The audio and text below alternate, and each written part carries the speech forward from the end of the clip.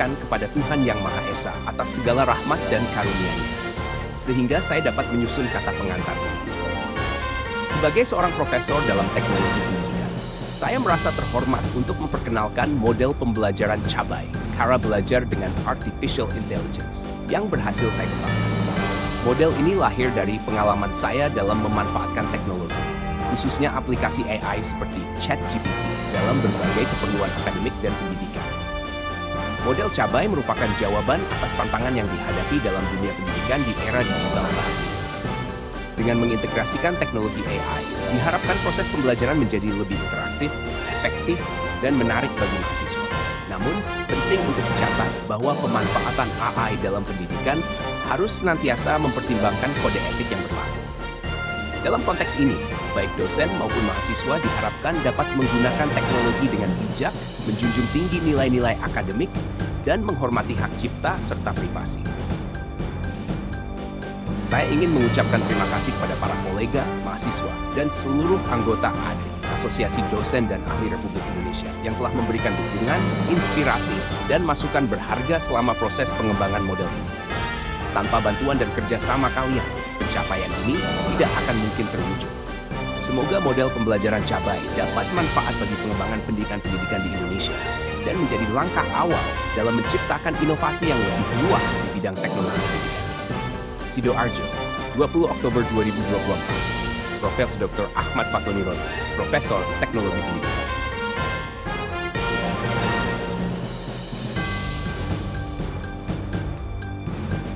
Berikut adalah penjelasan mengenai model pembelajaran Cabai, cara belajar dengan Artificial Intelligence, termasuk latar belakang, landasan filsafat, konseptual teoritis, strategi, dan langkah-langkah implementasi.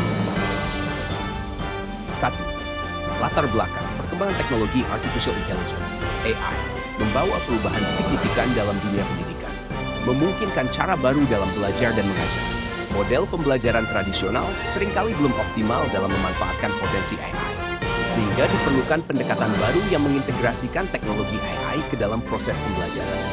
Model Cabai dirancang untuk memanfaatkan AI, seperti ChatGPT, guna meningkatkan keterampilan berpikir kritis, kreatif, dan kolaboratif siswa. Ini berfungsi sebagai solusi dalam meningkatkan mutu pendidikan, merespon tantangan global, serta memaksimalkan potensi teknologi dalam proses pembelajaran. A2. Landasan filsafat. Model Cabai didasari oleh filsafat konstruktivisme, di mana pembelajaran dianggap sebagai proses aktif, di mana peserta didik membangun pengetahuan baru berdasarkan pengalaman dan interaksi dengan teknologi. Model ini juga terinspirasi oleh humanisme, yang menempatkan peserta didik sebagai pusat pembelajaran dan menekankan pengembangan individu secara holistik, melibatkan aspek kognitif, afektif, dan psikomotorik dengan bantuan teknologi AI. Konseptual teoritis. Secara teoritis, Cabai berakar pada pendekatan blended learning yang menggabungkan pembelajaran tatap muka dengan penggunaan teknologi digital. Teori connectivism yang memandang belajar sebagai proses jaringan dengan sumber daya digital juga relevan dalam model ini, karena siswa menggunakan AI untuk mengakses, mengolah, dan memproduksi informasi. Cabai menggunakan konsep project-based learning, di mana tugas-tugas yang diberikan kepada siswa memerlukan eksplorasi mendalam dan kolaborasi dengan AI untuk menghasilkan produk berupa narasi, visual, atau bentuk lainnya yang berkaitan dengan topik pembelajaran. AI berfungsi sebagai alat bantu kreatif dan analitis yang mempercepat proses pembelajaran. 4. Strategi model pembelajaran Cabai. Strategi utama dalam model Cabai adalah penggunaan AI sebagai co-creator dalam proses belajar. Ini melibatkan serangkaian langkah strategis berikut. 1. Tugas narasi AI. Dosen memberikan prompt atau perintah tugas yang jelas kepada mahasiswa. Mahasiswa menggunakan AI seperti ChatGPT untuk menulis narasi atau teks sesuai topik yang diberikan. Misalnya menyusun argumen berdasarkan sumber teks atau tema tertentu. 2. Mahasiswa mempresentasikan hasil tugasnya di depan kelas, sementara dosen dan mahasiswa lain melakukan koreksi atas narasi yang dibuat. Koreksi ini bisa mencakup pengecekan data, istilah yang tepat, atau kesesuaian dengan konteks. 3. Visualisasi narasi dengan AI. Setelah narasi selesai, mahasiswa diminta untuk membuat visualisasi atau ilustrasi dari narasi tersebut dengan bantuan AI, yang menghasilkan gambar atau ilustrasi sesuai deskripsi yang diberikan oleh mahasiswa. Verifikasi dan validasi data. Mahasiswa menggunakan berbagai referensi, baik dari AI, Google, maupun sumber akademik lainnya, untuk memastikan narasi dan ilustrasi yang dihasilkan sahih secara teoritis. 5. Integrasi multiformat. Hasil pembelajaran dapat sesuaikan untuk berbagai format akademik seperti makalah, artikel jurnal, proposal penelitian, hingga media kreatif seperti lirik lagu, puisi, atau presentasi visual. 5. Langkah-langkah implementasi model Cabai. Langkah-langkah penerapan model pembelajaran Cabai meliputi 1. Pemberian tugas dengan prompt AI. Dosen menyiapkan tugas narasi berdasarkan tema tertentu dan memberikan prompt AI kepada mahasiswa. Contohnya, di mata kuliah Pancasila, mahasiswa diminta mencari landasan Al-Quran dan hadis dari masing-masing sila Pancasila dengan bantuan ChatGPT. 2. Proses pembuatan narasi. Mahasiswa menggunakan AI untuk menyusun narasi sesuai perintah prompt, lengkap dengan data atau referensi yang dihasilkan oleh AI. Narasi ini mencakup argumentasi, analisis, atau penguraian topik secara sistematis. 3. Taski dan koreksi. Setelah narasi dibuat, mahasiswa mempresentasikan hasil tugasnya di depan kelas. Dosen dan rekan mahasiswa melakukan task koreksi terhadap narasi tersebut, terutama jika ada kekeliruan dalam penyampaian fakta atau penggunaan istilah. 4. Pembuatan ilustrasi dengan AI. Setelah narasi diverifikasi, mahasiswa membuat ilustrasi visual menggunakan AI dengan memberikan deskripsi terperinci terkait situasi, latar belakang tokoh, dan konteks visual yang sesuai dengan narasi. 5. Verifikasi data dan integrasi format. Narasi dan ilustrasi yang telah dibuat harus diverifikasi melalui referensi akademik yang sah. Setelah itu, hasil pembelajaran dapat diubah ke dalam format lain seperti makalah, artikel jurnal, atau karya sastra sesuai kebutuhan akademik. Evaluasi dan umpan balik. Dosen memberikan evaluasi berdasarkan kualitas narasi, ilustrasi, dan proses koreksi. Mahasiswa juga diberikan umpan balik agar dapat memperbaiki hasil tugas mereka di tahap selanjutnya. Kesimpulan, model pembelajaran Cabai adalah sebuah inovasi dalam dunia pendidikan yang mengintegrasikan teknologi AI sebagai alat bantu belajar. Dengan pendekatan ini, siswa tidak hanya belajar secara mandiri, tapi juga berkolaborasi dengan teknologi untuk menghasilkan narasi dan visual yang relevan dengan topik pembelajaran. Model ini menjadi solusi atas tantangan pendidikan di era digital, membantu percepatan peningkatan mutu pendidikan dengan cara yang adaptif dan kreatif. Contoh penerapan model pembelajaran Cabai dalam mata kuliah. Manajemen pendidikan. Tugas narasi. Dalam mata kuliah Manajemen Pendidikan, dosen memberikan tugas kepada mahasiswa untuk menyusun narasi tentang konsep leadership dalam manajemen pendidikan, dengan fokus pada kepemimpinan transformasional dalam konteks sekolah atau madrasah. Prompt dari dosen. Jelaskan bagaimana kepemimpinan transformasional dapat diterapkan dalam konteks manajemen sekolah untuk meningkatkan efektivitas dan kualitas pendidikan. Cari referensi ayat-ayat Al-Quran atau hadis yang berkaitan dengan konsep kepemimpinan dan manajemen. Penggunaan AI dalam pembuatan narasi. Mahasiswa diminta menggunakan ChatGPT untuk menyusun narasi berdasarkan tema yang diberikan. ChatGPT membantu mencari sumber-sumber dari Al-Quran dan hadis terkait konsep kepemimpinan serta memberikan referensi teori manajemen pendidikan modern. Hasil narasi. Misalnya, mahasiswa mendapatkan bahwa kepemimpinan transformasional melibatkan aspek motivasi, inspirasi, dan perubahan budaya sekolah. Mereka dapat memasukkan hadis tentang kepemimpinan yang menyatakan bahwa pemimpin harus menjadi contoh yang baik. Review narasi dan koreksi. Setelah narasi disusun, mahasiswa akan mempresentasikannya di kelas. Selama presentasi, dosen dan mahasiswa lainnya dapat melakukan koreksi terhadap narasi jika ditemukan kesalahan atau kekurangan dalam konsep. Contoh koreksi. Jika narasi menyebutkan bahwa pemimpin transformasional hanya berfokus pada aspek perubahan budaya, dosen dapat menambahkan koreksi bahwa kepemimpinan juga harus memperhatikan kesejahteraan guru dan siswa, sesuai dengan teori situational leadership. 4. Visualisasi ilustrasi. Setelah menyusun narasi, mahasiswa diminta untuk membuat ilustrasi visual yang mendukung narasi mereka. ChatGPT atau alat AI lainnya dapat digunakan untuk menghasilkan visual berdasarkan deskripsi narasi.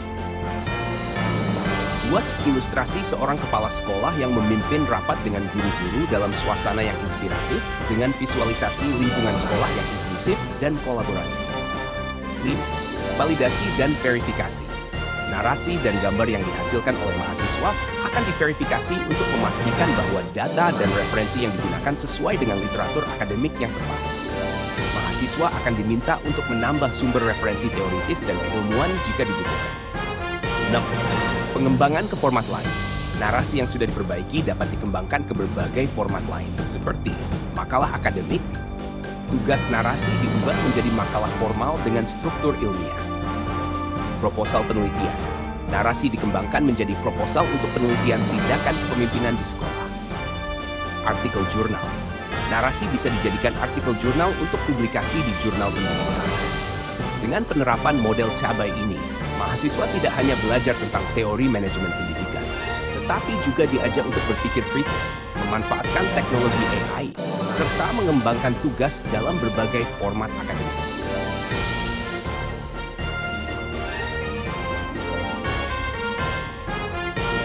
Makalah, penerapan model pembelajaran Cabai dan penggunaan AI dalam manajemen pendidikan di sekolah UPM Taman.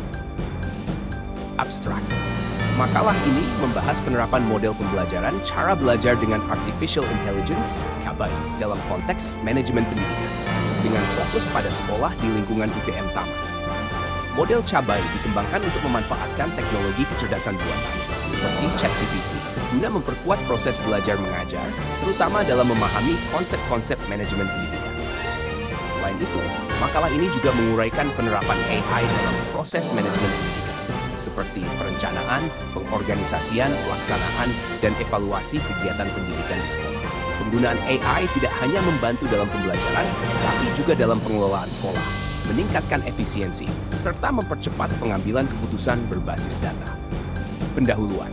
Di era revolusi industri 4.0, kecerdasan buatan, AI, telah menjadi bagian integral dalam berbagai aspek kehidupan, termasuk dalam pendidikan. Sekolah di lingkungan UPM Taman menghadapi tantangan dalam meningkatkan kualitas pembelajaran dan manajemen pendidikan agar sesuai dengan perkembangan teknologi. Salah satu upaya yang dapat dilakukan adalah dengan mengintegrasikan AI dalam proses pembelajaran dan manajemen sekolah.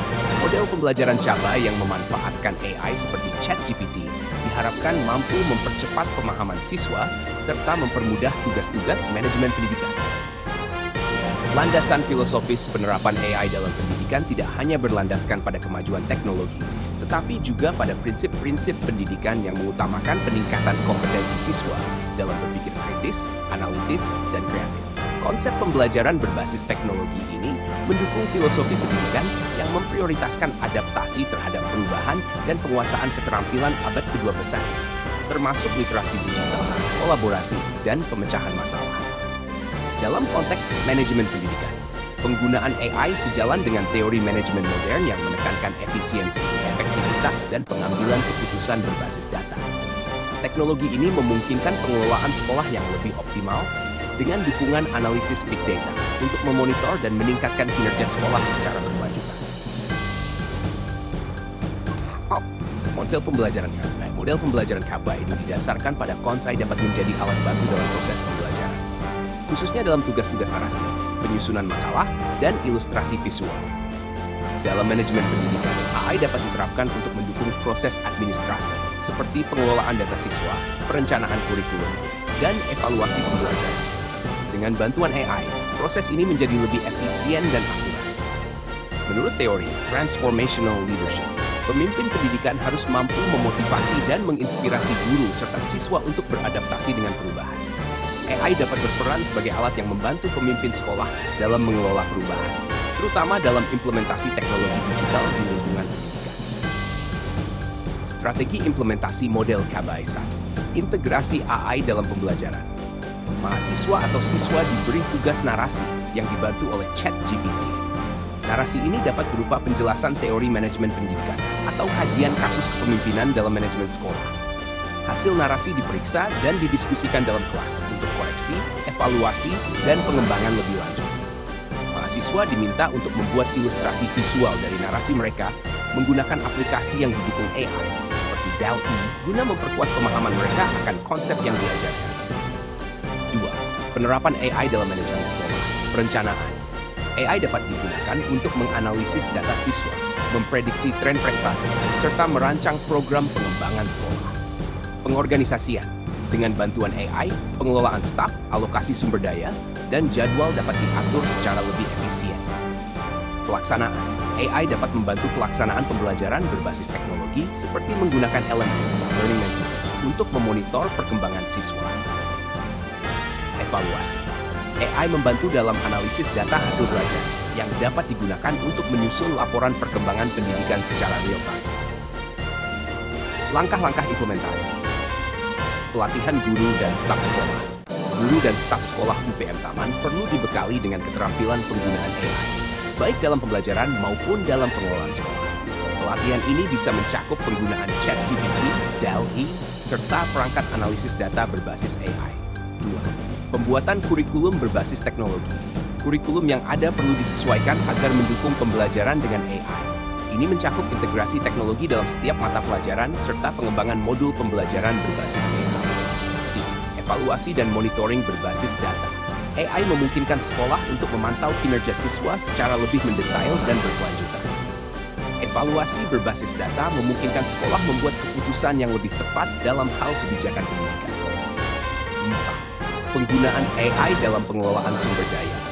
AI dapat membantu sekolah dalam mengelola sumber daya, termasuk fasilitas dan anggaran sekolah, sehingga operasional sekolah menjadi lebih efisien. Kesimpulan model pembelajaran cabai dan penggunaan AI dalam manajemen pendidikan menawarkan solusi yang relevan untuk meningkatkan kualitas pendidikan di sekolah-sekolah, khususnya di lingkungan UPM Taman. Dengan memanfaatkan AI, proses pembelajaran menjadi lebih interaktif, efektif, dan efisien. Sementara manajemen sekolah dapat berjalan lebih optimal. Penerapan teknologi ini tidak hanya meningkatkan kualitas pembelajaran, tetapi juga mempersiapkan siswa dan staf sekolah untuk menghadapi tantangan abad ke-21. Rekomendasi untuk mengoptimalkan penerapan AI dalam pembelajaran dan manajemen pendidikan di sekolah UPM Taman. Diperlukan kolaborasi antara pihak sekolah, universitas, dan penyedia teknologi. Selain itu, penting untuk memastikan bahwa penerapan teknologi ini tetap sejalan dengan nilai-nilai pendidikan yang humanis dan berorientasi pada perkembangan holistik siswa. Makalah ini memberikan gambaran bagaimana model pembelajaran cabai dan teknologi AI dapat diintegrasikan dalam pembelajaran dan manajemen pendidikan. Hal ini diharapkan dapat menjadi acuan bagi sekolah-sekolah lain yang ingin bertransformasi menuju era pendidikan digital. Beberapa teori yang relevan untuk mendukung penerapan AI dalam manajemen pendidikan dan pembelajaran di sekolah-sekolah UPM Taman, Sidoarjo dapat meliputi. 1. Teori sistem, SIS Theory, Ludwig von Bertalanffy. Teori sistem menggambarkan organisasi sebagai entitas yang terdiri dari berbagai komponen yang saling berinteraksi. Dalam konteks pendidikan, sekolah dapat dilihat sebagai sistem yang terdiri dari komponen-komponen, seperti kurikulum, guru, siswa, infrastruktur, dan manajemen. AI berfungsi sebagai alat yang mengintegrasikan dan mengoptimal komponen-komponen tersebut, sehingga proses pendidikan dapat berjalan dengan lebih efektif dan efisien. Dalam teori ini, AI dapat berperan dalam memaksimalkan efisiensi interaksi antar komponen, mulai dari manajemen administrasi hingga pengelolaan kelas. 2. Teori belajar konstruktivisme. Jean Piaget and Lev Vygotsky. Teori konstruktivisme menekankan bahwa pengetahuan dibangun oleh peserta didik berdasarkan pengalaman dan interaksi sosial. Dalam penerapan AI, platform pembelajaran berbasis AI dapat dirancang untuk memfasilitasi proses pembelajaran yang interaktif dan personal.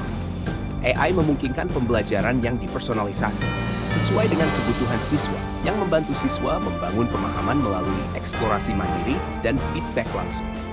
Vygotsky juga menekankan scaffolding, di mana AI dapat menjadi pengarah atau pembimbing yang memberikan bantuan secara bertahap sesuai dengan kemampuan siswa. 3. Teori manajemen kontingensi, Fred Fiedler. Teori ini menyatakan bahwa tidak ada satu cara manajemen yang berlaku universal. Strategi manajemen harus disesuaikan dengan kondisi spesifik organisasi atau institusi. Penerapan AI dalam manajemen pendidikan sejalan dengan pendekatan kontingensi, karena AI memungkinkan fleksibilitas dalam pengelolaan tugas administratif dan pembelajaran. AI dapat disesuaikan dengan kebutuhan sekolah atau siswa tertentu, misalnya dalam merancang kurikulum yang sesuai atau memonitor kinerja siswa secara individual. 4. Teori difusi inovasi, Teori difusi inovasi menjelaskan bagaimana teknologi baru seperti AI diadopsi dalam suatu sistem sosial. Dalam konteks pendidikan, difusi AI bergantung pada penerimaan guru, siswa, dan pengelola sekolah terhadap teknologi baru tersebut. Proses difusi ini melalui beberapa tahap: inovasi, komunikasi, pengambilan keputusan, implementasi, dan konfirmasi. Penerapan AI di IPM Taman memerlukan strategi yang memudahkan guru dan siswa untuk mengadopsi dan memanfaatkan teknologi ini dalam pembelajaran dan manajemen. 5. Teori kognitivisme, Jerome Bruner, 19. Teori kognitivisme menekankan pentingnya proses mental dalam pembelajaran. AI dapat mendukung proses belajar kognitif dengan memberikan umpan balik yang cepat dan akurat, serta membantu siswa dalam mengembangkan pemahaman lebih mendalam melalui penyajian materi yang diadaptasi dengan kemampuan dan kecepatan belajar mereka. Misalnya, penggunaan chatbot pembelajaran atau aplikasi AI yang menyesuaikan tingkat kesulitan soal dengan kemampuan siswa. 6. Teori pembelajaran adaptif, Adaptive Learning, Benjamin Bloom. Pembelajaran adaptif merupakan penerapan prinsip-prinsip pembelajaran yang disesuaikan dengan kebutuhan individu. AI mampu menerapkan taksonomi Bloom dalam pembelajaran melalui sistem yang secara otomatis menyesuaikan materi berdasarkan performa dan gaya belajar siswa. Teori ini mendukung gagasan bahwa siswa belajar pada tingkat yang berbeda, dan AI dapat menyediakan sumber daya pembelajaran yang disesuaikan dengan tingkatan tersebut, misalnya untuk meningkatkan kemampuan analisis, evaluasi, dan sintesis. Teori teknologi pendidikan, Richard E. Clark dan Robert Kozma. Clark menyatakan bahwa media tidak mempengaruhi hasil belajar, melainkan cara media tersebut digunakan dalam instruksi yang berpengaruh. Sebaliknya, Kozma berpendapat bahwa media dapat memengaruhi proses belajar apabila dikombinasikan dengan strategi pengajaran yang tepat. AI sebagai media teknologi dalam pendidikan dapat membantu meningkatkan efektivitas instruksi dan mempercepat pencapaian hasil belajar apabila digunakan dengan strategi yang sesuai. 8. Teori kepemimpinan situasional, Paul Hersey and Ken Blanchard. Teori ini mengusulkan bahwa gaya kepemimpinan harus disesuaikan dengan situasi yang dihadapi. Dalam konteks manajemen pendidikan berbasis AI, kepala sekolah atau pengelola pendidikan harus mengadopsi gaya kepemimpinan yang fleksibel, yang dapat mengakomodasi perubahan yang dibawa oleh teknologi AI. Misalnya, dalam tahap awal penerapan AI, kepemimpinan yang lebih direktif mungkin diperlukan untuk memastikan transisi yang lancar. Sementara pada tahap implementasi penuh, gaya kepemimpinan partisipatif atau delegatif dapat lebih efektif. Dengan berbagai teori ini, penerapan AI dalam manajemen pendidikan dan pembelajaran dapat memiliki landasan yang kuat. Strategi penerapan AI di sekolah-sekolah WPM Taman perlu mempertimbangkan faktor-faktor psikologis, sosial, dan teknis yang relevan dengan teori-teori tersebut, sehingga penggunaan AI dapat optimal. Beberapa teori belajar dan pembelajaran yang relevan dengan model Cabai, cara belajar dengan artificial intelligence yang mengintegrasikan penggunaan AI dalam proses pembelajaran adalah sebagai berikut. 1. Teori konstruktivisme, Junge and Lev Vygotsky. Konstruktivisme menekankan bahwa pengetahuan dibangun oleh peserta didik melalui interaksi dengan lingkungannya. Dalam konteks Cabai, AI dapat berfungsi sebagai alat yang mendukung siswa untuk membangun pemahaman secara mandiri melalui eksplorasi dan pengalaman belajar yang dipersonalisasi. AI memberikan feedback langsung dan dapat mengarahkan siswa dalam pemecahan masalah, memungkinkan mereka untuk mengkonstruksi pengetahuan mereka sendiri. Vygotsky juga menekankan peran scaffolding dalam pembelajaran, di mana AI dapat menjadi pendamping yang memberikan bantuan sesuai kebutuhan siswa. AI dapat memberikan materi belajar sesuai dengan tingkat kemampuan siswa, sehingga pembelajaran lebih adaptif dan mendukung zone of proximal development. 2. Teori pembelajaran sosial, Albert Bandura. Bandura menekankan bahwa pembelajaran terjadi melalui observasi dan interaksi sosial. Dalam Cabai, siswa dapat belajar melalui interaksi digital dengan AI, di mana AI dapat menyediakan berbagai sumber belajar seperti video, artikel, atau studi kasus. Selain itu, AI dapat mendorong kolaborasi antar siswa dengan memberikan rekomendasi diskusi kelompok atau aktivitas kolaboratif yang sesuai dengan topik tertentu. Teori kognitivisme, Jerome Bruner, oleh peserta didik melalui interaksi dengan lingkungannya. Dalam konteks Cabai, AI dapat berfungsi sebagai alat yang mendukung siswa untuk membangun pemahaman secara mandiri melalui eksplorasi dan pengalaman belajar yang dipersonalisasi. AI memberikan feedback langsung dan dapat mengarahkan siswa dalam pemecahan masalah, memungkinkan mereka untuk mengkonstruksi pengetahuan mereka sendiri. Vygotsky juga menekankan peran scaffolding dalam pembelajaran, di mana AI dapat menjadi pendamping yang memberikan bantuan sesuai kebutuhan siswa. AI dapat memberikan materi belajar sesuai dengan tingkat kemampuan siswa, sehingga pembelajaran lebih adaptif dan mendukung zone of proximal development. 2. Teori pembelajaran sosial, Albert Bandura. Bandura menekankan bahwa pembelajaran terjadi melalui observasi dan interaksi sosial. Dalam Cabai, siswa dapat belajar melalui interaksi digital dengan AI, di mana AI dapat menyediakan berbagai sumber belajar seperti video, artikel, atau studi kasus.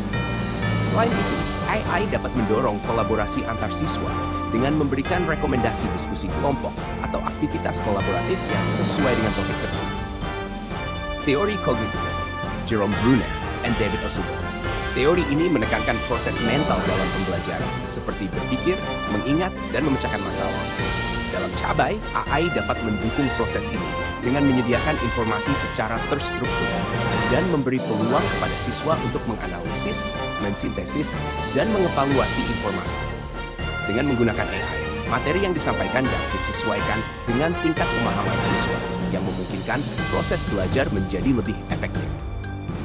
Juga mengemukakan konsep advanced organizers, di mana AI dapat digunakan untuk memberikan pengantar atau ringkasan topik sebelum siswa mempelajari konsep yang lebih kompleks. Ini membantu siswa untuk mengaitkan informasi baru dengan pengetahuan yang sudah mereka miliki. 4. Teori belajar adaptif, adaptive learning, Benjamin Bloom and Howard Gardner. Teori ini berfokus pada pembelajaran yang disesuaikan dengan kemampuan dan kebutuhan individual siswa.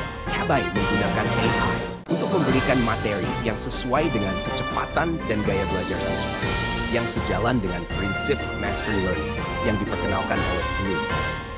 AI dapat mengidentifikasi kekuatan dan kelemahan siswa dan menyesuaikan konten untuk memastikan setiap siswa mencapai pemahaman yang mendalam terhadap materi.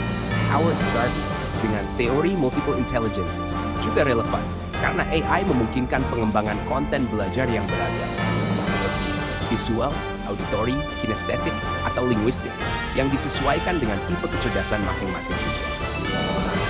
5. Teori pembelajaran berbasis proyek. Pembelajaran berbasis proyek menekankan pentingnya pengalaman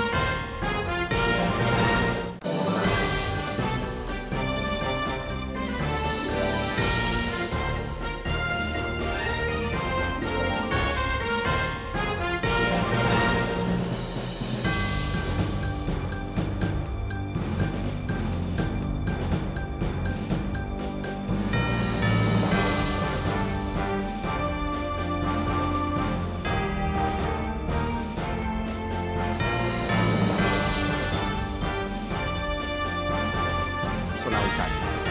AI memberikan feedback langsung dan dapat mengarahkan siswa dalam pemecahan masalah, memungkinkan mereka untuk mengkonstruksi pengetahuan mereka sendiri. Vygotsky juga menekankan peran scaffolding dalam pembelajaran, di mana AI dapat menjadi pendamping yang memberikan bantuan sesuai kebutuhan siswa. AI dapat memberikan materi belajar sesuai dengan tingkat kemampuan siswa, sehingga pembelajaran lebih adaptif dan mendukung zone of proximal development. Tool learning theory, Albert Bandura. Bandura menekankan bahwa pembelajaran terjadi melalui observasi dan interaksi sosial. Dalam, siswa dapat belajar melalui interaksi digital dengan AI, di mana AI dapat menyediakan berbagai sumber belajar, seperti video, artikel, atau studi kasus. Selain itu, AI dapat mendorong kolaborasi antar siswa dengan memberikan rekomendasi diskusi kelompok atau aktivitas kolaboratif yang sesuai dengan topik tertentu. Teori kognitif and David Ausubel. Teori ini menekankan proses mental dalam pembelajaran, seperti berpikir, mengingat, dan memecahkan masalah. Dalam Cabai, AI dapat mendukung proses ini dengan menyediakan informasi secara terstruktur dan memberi peluang kepada siswa untuk menganalisis, mensintesis, dan mengevaluasi informasi. Dengan menggunakan AI, materi yang disampaikan dapat disesuaikan dengan tingkat pemahaman siswa, yang memungkinkan proses belajar menjadi lebih efektif. Ausubel juga mengemukakan konsep Advanced Organizers, di mana AI dapat digunakan untuk memberikan pengantar atau ringkasan topik sebelum siswa mempelajari konsep yang lebih kompleks.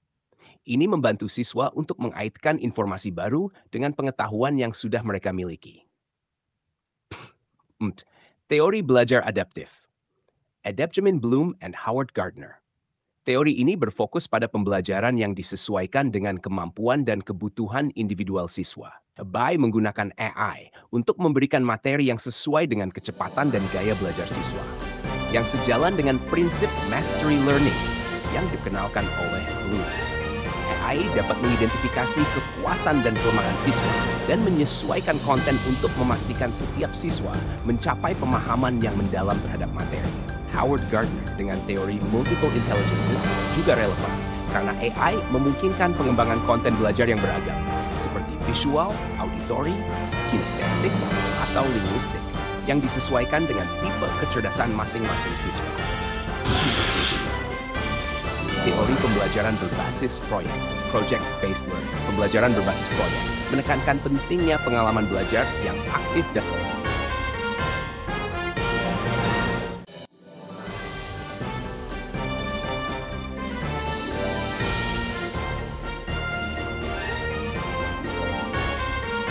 yang bisa digunakan untuk mendukung proses belajar dan pembelajaran dengan bantuan AI, khususnya dalam model pembelajaran, cara belajar dengan artificial intelligence.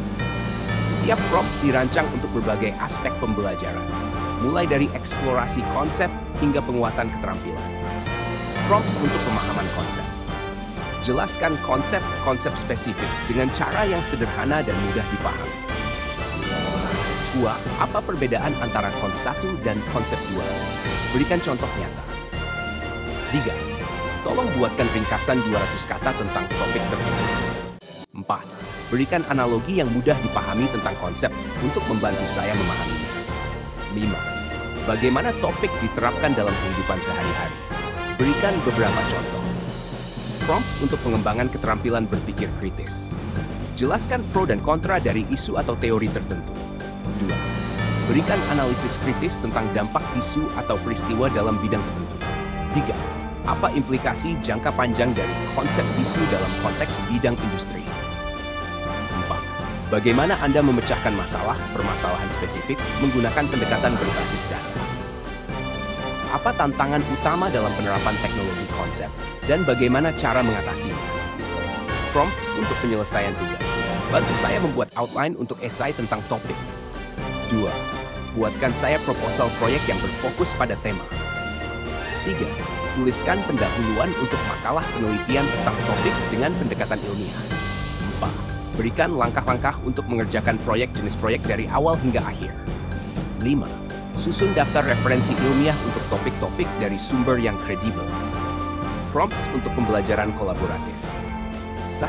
Rancang skenario diskusi kelompok untuk topik-topik dengan peran yang berbeda untuk setiap peserta. 2. Bagaimana saya bisa bekerja sama dalam kelompok untuk menyelesaikan proyek? Berikan tips kolaborasi yang efektif. Buatlah instruksi untuk simulasi online yang bisa dilakukan oleh siswa untuk memahami konsep secara kolaboratif. Bagaimana cara terbaik untuk mempresentasikan hasil kerja kelompok tentang topik? 5. Apa peran setiap anggota tim dalam menyelesaikan proyek tentang tema? Berikan distribusi tugas yang ideal. Prompts untuk pembelajaran mandiri.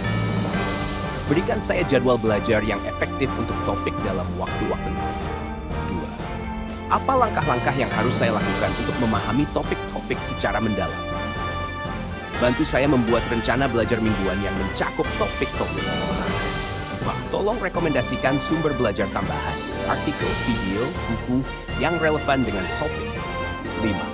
Bagaimana cara mengevaluasi kemajuan belajar saya terhadap topik? Prompts untuk pengajaran sekolah. Tolong buatkan materi ajar tentang topik untuk level siswa level pendidikan. 2. Buat rencana pembelajaran untuk mengajarkan konsep kepada siswa selama jumlah pertemuan.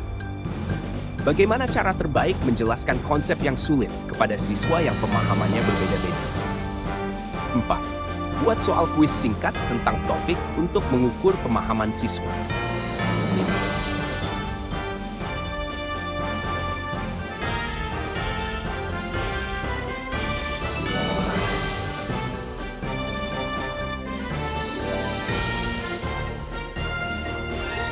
Berikut adalah konversi dari daftar prompt menjadi frasa pendek yang dapat digunakan secara lebih ringkas untuk pembelajaran dan pembelajaran dalam model Cabai.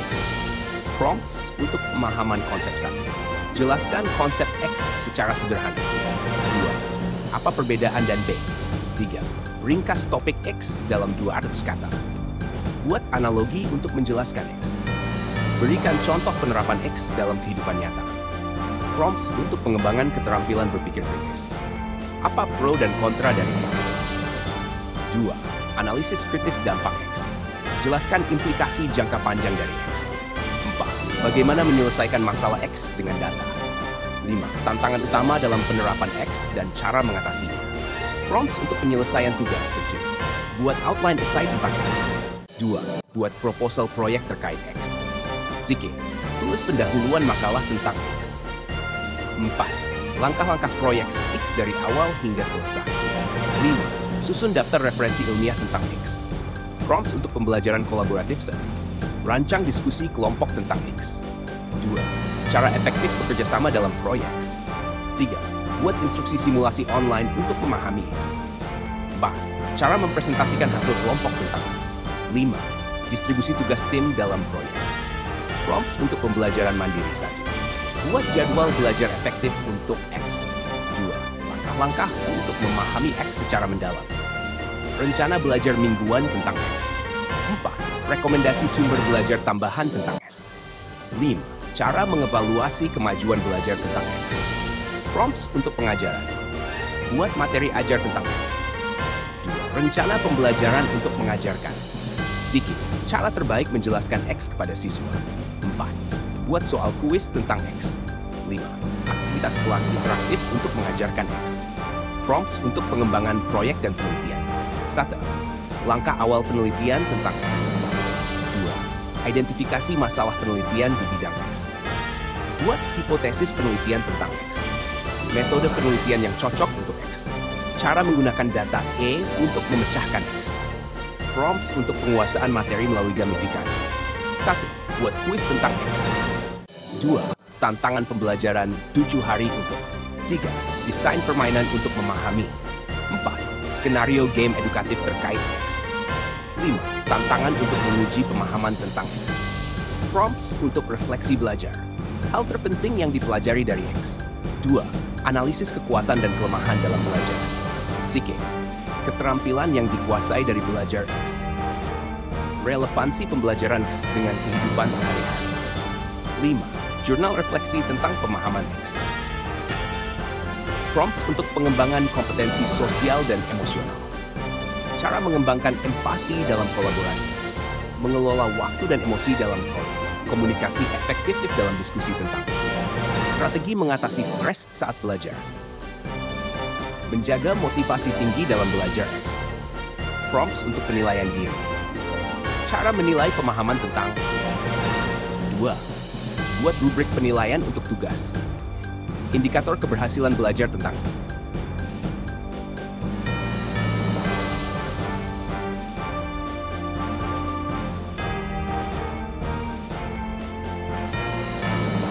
Berikut adalah daftar frasa prompt yang telah diubah menjadi 2 kata yang digabungkan untuk mendukung pembelajaran dengan model Cabai. Prompts untuk pemahaman konsep. Konsep sederhana. 2. Bandingkan perbedaan. 3. Ringkas topik. 4. Analogi konsep. 5. Contoh penerapan. Prompts untuk pengembangan keterampilan berpikir kritis. 1. Pro kontra. 2. Analisis dampak. Implikasi jangka. 4. Data solusi. Prompts untuk penyelesaian tugas. 1. Outline site. 2. Proposal proyek. 3. Pendahuluan makalah. 4. Langkah proyek. 5. Referensi ilmiah. Prompts untuk pembelajaran kolaboratif. 1. Diskusi kelompok. 2. Kerjasama. 3. Simulasi online. 4. Presentasi kelompok. 5. Distribusi tugas. Prompts untuk pembelajaran mandiri. 1. Jadwal belajar. 2. Planning dan rencana mingguan. 4. Sumber belajar. Evaluasi kemajuan. Prompts untuk pengajaran. 1. Materi ajar. 2. Rencana pembelajaran. Penjelasan efektif. 4. Kuis soal. 5. Aktivitas prompts untuk pengembangan proyek dan penelitian. 1. Penelitian awal. 2. Identifikasi masalah. 3. Hipotesis penelitian. 4. Metode penelitian. 5. Data solusi. Prompts untuk penguasaan materi melalui gamifikasi. Kuis topik. 2. Tantangan pembelajaran. Desain permainan. 4. Skenario game. 5. Uji pemahaman. Prompts untuk refleksi belajar. Pelajaran terpenting. 2. Analisis kekuatan. 3. Keterampilan dikuasai. Relevansi belajar. 5. Jurnal refleksi. Prompts untuk pengembangan kompetensi sosial dan emosional. 1. Empati kolaborasi. Manajemen emosi. Komunikasi efektif. 4. Stress management. 5. Prompts untuk penilaian diri. 1. Penilaian pemahaman. 2. Rubrik penilaian. 3. Indikator keberhasilan. 4. Kemajuan keterampilan. 5. Tes diagnostik. Frasa dua kata ini dapat digunakan sebagai prompt dan efektif untuk memudahkan implementasi pembelajaran berbasis AI dengan model cabai.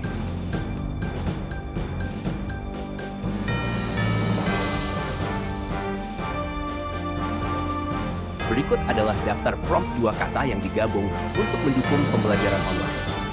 Prompts untuk interaksi daring. Forum diskusi, sesi live. 3. Komentar kolaborasi, tanya jawab. 5. Obrolan grup. Prompts untuk penyampaian materi. Materi video. 2. Slide presentasi. 3. Infografis pendukung. Rekaman pembelajaran. 5. Konten interaktif. Prompts untuk tugas daring. 1. Kirim tugas. 2. Ujian online. 4. Tugas esai. 5. Presentasi virtual. Prompts untuk pengelolaan kelas daring. 1. Kelola peserta. 2. Jadwal. 3. Pengaturan kelas. Daftar absen. 5. Atur tugas. Prompts untuk evaluasi daring. 2. Penilaian daring. Tes formatif. 4. Feedback langsung. 5. Koreksi otomatis. Prompts untuk kolaborasi daring. Proyek tim. 2. Brainstorming online. 3. Diskusi kelompok. 4. KA5. Kolaborasi virtual. Prompts untuk pembelajaran mandiri. 1. Akses materi. 2. Belajar mandiri. Jurnal online. 4. Modul interaktif tutorial video. Prompts untuk pengembangan kompetensi. Keterampilan digital. 2. Manajemen waktu. Di problem solving. 4. Pemecahan masalah. 5. Keterampilan komunikasi. Prompts untuk pengawasan pembelajaran. Pantau kemajuan. 2. Tinjau tugas. 3. Cek pemahaman. 4. Umpan balik. 5. Prompts untuk aktivitas daring. Kuis interaktif. 2. Permainan edukasi. 3. Sesi webinar. 4. Simulasi online bimbel. Latihan virtual. Prompt dua kata ini dapat membantu memfasilitasi dan memperkaya pembelajaran daring, memastikan interaksi yang aktif, manajemen kelas yang efisien, dan pengawasan kemajuan yang efektif. Berikut adalah daftar prompt dua kata yang digabung untuk pembelajaran daring dengan metode sinkronus dan diskusi kelompok. Prompts untuk pembelajaran daring. 1. Kelas langsung, mengacu pada sesi pembelajaran langsung secara real-time. 2. Sesi video, mengadakan sesi video langsung menggunakan platform konferensi video. 3. Pertemuan virtual, kegiatan pertemuan daring dengan seluruh peserta kelas. 4. Koneksi langsung, menghubungkan siswa dan pengajar secara langsung untuk diskusi. 5. Kuliah daring, pembelajaran berbasis perkuliahan secara langsung di internet. 6. Sesi tanya jawab langsung antara pengajar dan siswa. 7. Presentasi live, presentasi materi yang disampaikan langsung kepada siswa. Pembahasan langsung, diskusi materi atau tugas secara langsung dengan pengajar. 9. Diskusi real time, interaksi langsung untuk pembahasan materi dalam waktu nyata. 10. Interaksi daring, komunikasi langsung antara pengajar dan peserta selama pembelajaran. Prompts untuk diskusi kelompok daring. 1. Grup diskusi, kelompok kecil yang berdiskusi bersama secara daring. 2. Ruang terpisah, menggunakan fitur breakout room untuk kelompok diskusi kecil. 3. Kolaborasi grup, kelompok siswa bekerja sama untuk membahas topik tertentu. 4. Debat online, sesi perdebatan daring dalam kelompok mengenai suatu isu. 5. Tugas bersama, menyelesaikan tugas secara kolaboratif dalam kelompok. 6. Pembahasan kelompok, diskusi spesifik di dalam kelompok kecil melalui platform daring. Kerja tim. Kerja kelompok dalam memecahkan masalah atau membahas topik. Kuis kelompok. Kuis yang dikerjakan dalam format kelompok secara daring. Demand. Diskusi subkelompok. Pemecahan kelompok besar menjadi subkelompok kecil untuk diskusi. Chat kelompok. Komunikasi teks atau video dalam kelompok diskusi daring. Prompt dua kata ini dapat mendukung pelaksanaan pembelajaran daring, metode sinkronus, dan diskusi kelompok dengan interaksi yang dinamis serta kolaborasi yang produktif. Berikut adalah daftar prompt dua kata yang digabung untuk pembelajaran daring dengan metode asinkronus. Prompts untuk pembelajaran daring asinkronus. Materi mandiri. Siswa belajar secara mandiri dengan materi yang telah disiapkan. 2. Video rekaman. Menonton video rekaman pembelajaran dari pengajar. 3. Forum diskusi. Platform diskusi tertulis di mana siswa dapat berbagi pandangan kapan saja. 4. Tugas daring. Pengerjaan tugas secara mandiri melalui platform pembelajaran daring. 5. Bahan belajar. Dokumen, buku, atau artikel yang dapat diakses kapan saja. 6. Ujian mandiri. Tes atau kuis yang dapat dilakukan di waktu yang fleksibel. Pembelajaran tunda. Materi yang bisa diakses siswa sesuai dengan waktu luang mereka. 8. Rangkuman mandiri. Siswa membuat rangkuman dari materi yang telah dipelajari secara mandiri. 9. Kuis mandiri. Kuis yang dapat diakses dan diselesaikan kapan saja oleh siswa. 10. Feedback asinkron. Masukan dari pengajar yang diberikan secara tertulis setelah penilaian. Prompts untuk diskusi asinkronus. Forum kelompok. Diskusi kelompok berbasis teks yang dapat dilakukan tanpa batasan waktu. 2. Balasan tunda. Siswa memberikan tanggapan terhadap diskusi dalam waktu yang fleksibel. 3. Komentar daring. Mengomentari pandangan rekan sekelas di platform diskusi. 4. Pendapat mandiri. Setiap anggota kelompok mengunggah pendapatnya sesuai jadwal masing-masing. 5. Tugas kolaboratif. Kolaborasi dalam tugas yang diselesaikan dengan waktu yang lebih fleksibel. 6. Diskusi forum, tempat berbagi ide di forum diskusi online kapan saja. 7. Catatan grup, siswa berbagi catatan dan referensi melalui platform daring. 8. Kolaborasi teks, pengerjaan bersama dokumen atau proyek berbasis teks secara daring. Stimen, tugas tulis, diskusi melalui tugas tertulis yang diunggah ke platform. Kerjasama daring, pekerjaan kelompok yang dilakukan secara terpisah namun tetap terhubung secara daring. Prompt dua kata ini membantu menciptakan suasana pembelajaran yang lebih fleksibel dengan metode asinkronus, di mana siswa dapat mengakses dan menyelesaikan materi. Berikut adalah daftar prompt dua kata yang digabung untuk pembelajaran daring menggunakan platform management system. Prompt untuk platform LMS. 1. Materi LMS. Materi pembelajaran yang diunggah ke dalam platform LMS untuk diakses oleh siswa. 2. Quiz LMS. Kuis atau tes yang dibuat di LMS untuk mengukur pemahaman siswa. 3. Diskusi LMS. Fitur diskusi di dalam LMS untuk interaksi antara siswa dan pengajar. 4. Tugas LMS. Pengumpulan tugas melalui platform LMS yang sudah ditetapkan oleh pengajar. Pengumuman LMS. Informasi atau pengumuman penting yang dibagikan pengajar melalui LMS. Upload materi. Fitur untuk mengunggah dokumen, video, atau bahan pembelajaran lainnya di LMS. 7. Forum LMS. Tempat berbagi ide dan pendapat dalam fitur forum di LMS. 8. Jadwal LMS. Penjadwalan kegiatan pembelajaran, tugas, atau ujian di LMS. Penilaian LMS. Proses pemberian nilai tugas, kuis, dan ujian yang dilakukan melalui LMS. 10. Login siswa. Proses siswa mengakses akun mereka di LMS untuk memulai pembelajaran. Prompts untuk fitur kolaboratif di LMS. 1. Proyek kelompok. Tugas proyek yang dikerjakan oleh beberapa siswa dalam kelompok di dalam LMS. 2. Diskusi grup, diskusi khusus antar kelompok kecil di dalam LMS. Dokumen bersama, dokumen yang dapat diakses dan diedit bersama oleh seluruh kelompok. 4. Komentar LMS, fitur untuk memberikan tanggapan terhadap tugas atau diskusi di LMS. Siswa memberikan penilaian atau masukan terhadap tugas atau karya teman sekelas melalui LMS. Kolaborasi LMS, proses kerjasama antar siswa melalui platform LMS untuk tugas atau proyek bersama. 7. Upload proyek, fitur unggahan proyek kelompok yang diselesaikan bersama-sama. 8. Link materi. Pengajar memberikan tautan ke bahan referensi eksternal yang diakses melalui LMS. 9. Forum kelompok. Forum khusus untuk diskusi antar anggota kelompok di LMS. 10. Presentasi online. fitur untuk menampilkan hasil proyek atau tugas kelompok melalui LMS. Dengan prompt dua kata ini, siswa dan pengajar dapat memaksimalkan penggunaan LMS dalam pembelajaran daring, baik untuk pengelolaan materi, diskusi, penilaian, maupun kolaborasi antar siswa secara efektif.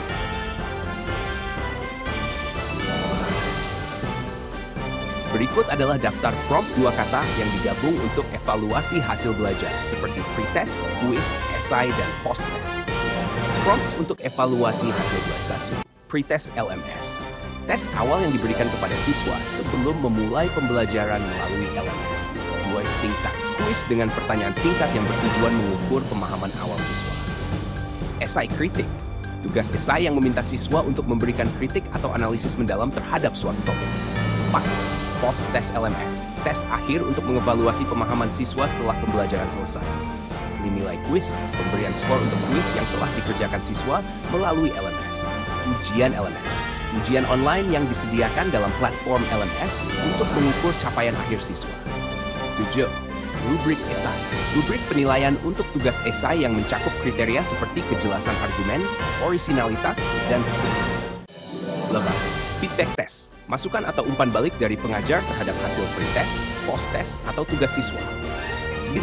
Tugas esai, tugas dalam bentuk tulisan esai yang diberikan kepada siswa melalui platform LMS. 10. Jawaban kuis, tanggapan atau jawaban siswa terhadap soal-soal kuis yang diberikan secara daring.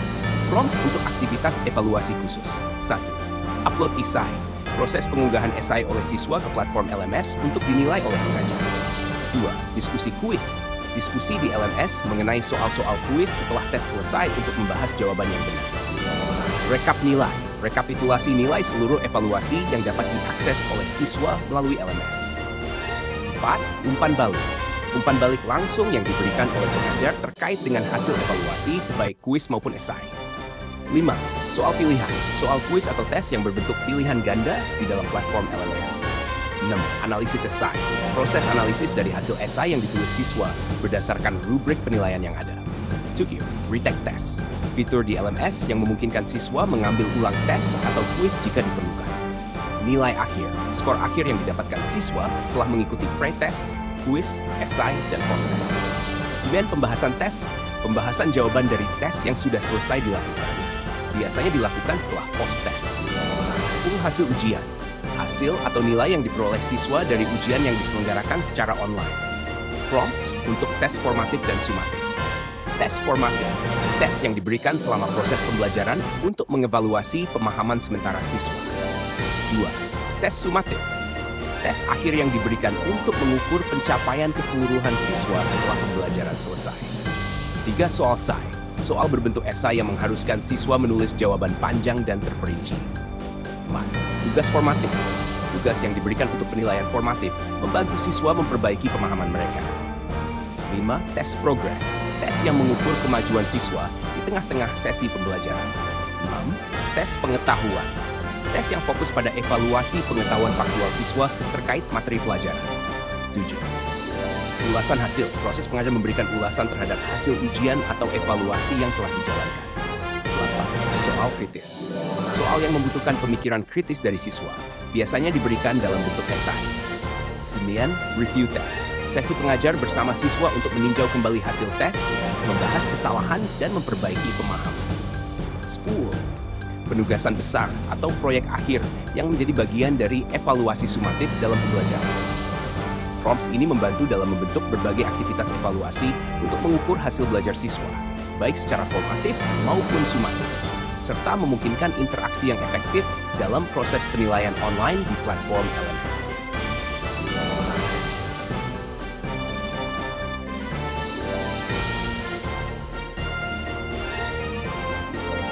Berikut adalah daftar prompt dua kata yang digabung untuk keperluan rapat kelas antara kakek dan wali kelas. Prompts untuk rapat kelas 1. Jadwal rapat, pengaturan waktu dan tanggal untuk rapat kelas antara wali kelas dan kakek.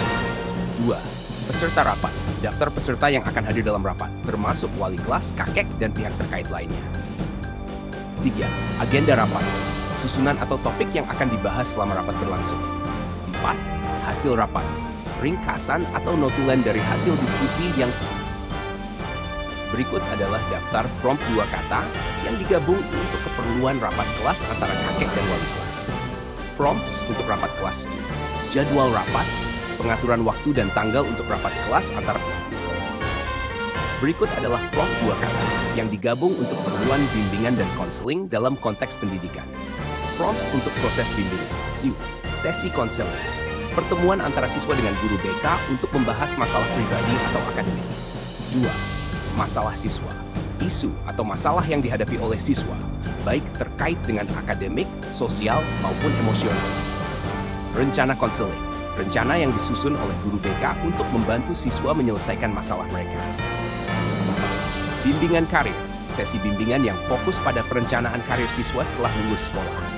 5. Konseling kelompok, sesi konseling yang dilakukan dalam kelompok untuk membahas isu bersama yang dialami oleh beberapa siswa. 6.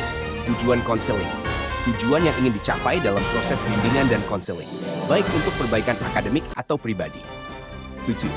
Pendampingan siswa, proses pendampingan siswa oleh guru BK dalam menyelesaikan masalah yang mereka hadapi.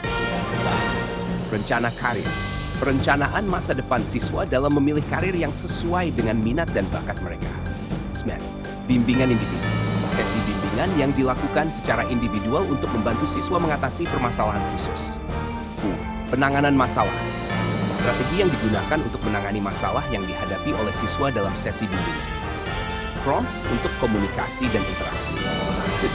Konseling pribadi, sesi konseling yang fokus pada isu-isu pribadi atau emosional siswa. 2. Sesi curhat, waktu yang diberikan kepada siswa untuk berbicara atau curhat mengenai masalah yang mereka alami. 3. Saran BK, saran atau rekomendasi yang diberikan oleh guru BK untuk membantu siswa mengatasi masalah. 4. Konseling online, sesi konseling yang dilakukan secara daring melalui platform digital untuk memudahkan komunikasi. 5. Hubungan BK, hubungan kerjasama yang baik antara guru BK dan siswa untuk menciptakan lingkungan bimbingan yang nyaman. 6.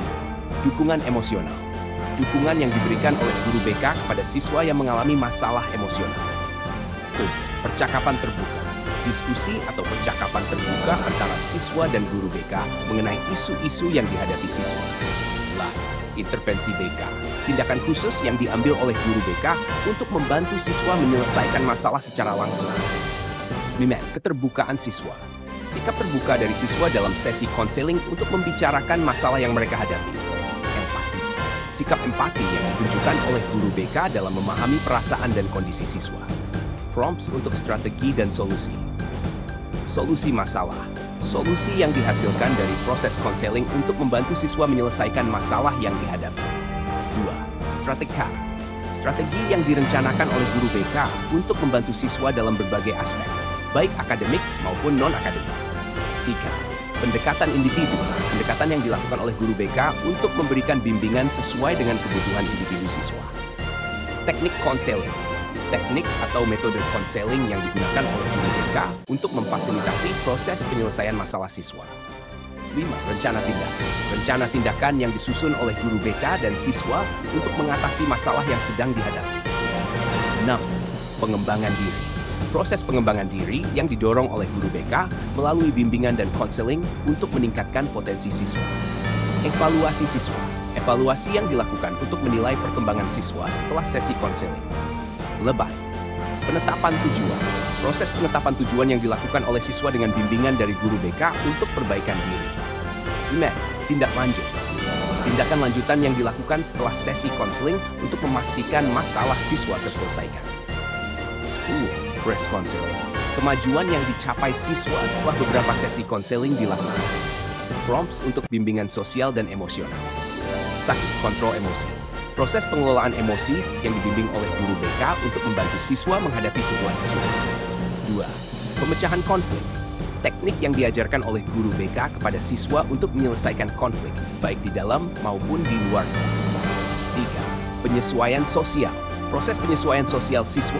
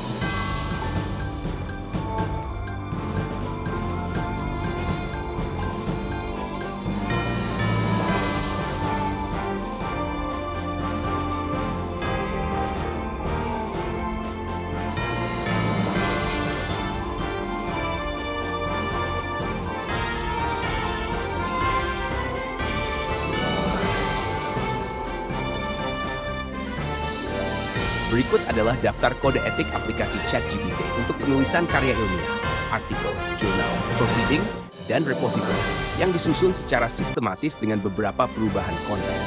1. Transparansi dan keterbukaan. Penulis wajib mengungkapkan secara terbuka penggunaan AI dalam penulisan, termasuk peran AI dalam menghasilkan atau menyusun konten. 2. Kepatuhan penulis terhadap tanggung jawab akademik. Penulis harus bertanggung jawab atas keaslian dan akurasi konten yang dihasilkan, serta memastikan AI hanya digunakan sebagai alat bantu, bukan sebagai pengganti proses ilmiah. 3. Kredibilitas dan validitas ilmiah. Konten yang dihasilkan AI harus diperiksa dengan ketat oleh penulis untuk menjamin akurasi ilmiah dan mencegah disinformasi. 4. Penggunaan AI secara etis dan terbatas. AI boleh digunakan untuk membantu penulisan atau penyuntingan, tetapi tidak boleh menggantikan peran kritis penulis dalam mengembangkan ide dan argumen. 5. Tujuan ilmiah yang jelas dan bertanggung jawab. Pastikan penggunaan AI tidak menyimpang dari tujuan ilmiah asli, dan AI tidak digunakan untuk menciptakan data atau hasil penelitian yang tidak dilakukan. 6. Pencegahan bias dalam penulisan. Pastikan hasil keluaran AI tidak mengandung bias yang dapat merugikan atau mendiskriminasi kelompok tertentu. 7. Pengelolaan data dan hasil yang aman. Konten yang dihasilkan oleh AI harus dicatat dan dikelola dengan baik, termasuk menjaga keamanan data dan privasi. Kesesuaian dengan pedoman publikasi ilmiah. Pastikan semua penggunaan AI sesuai dengan pedoman yang ditetapkan oleh institusi penerbitan dan konferensi terkait. Penyuntingan yang bertanggung jawab. AI boleh digunakan untuk penyuntingan tata bahasa dan gaya penulisan, tetapi substansi ilmiah harus tetap dikendalikan oleh penulis. 10. Tinjauan dan pembaruan pedoman secara berkala. Pedoman penggunaan AI harus ditinjau secara berkala untuk mengikuti perkembangan teknologi dan kebutuhan akademik.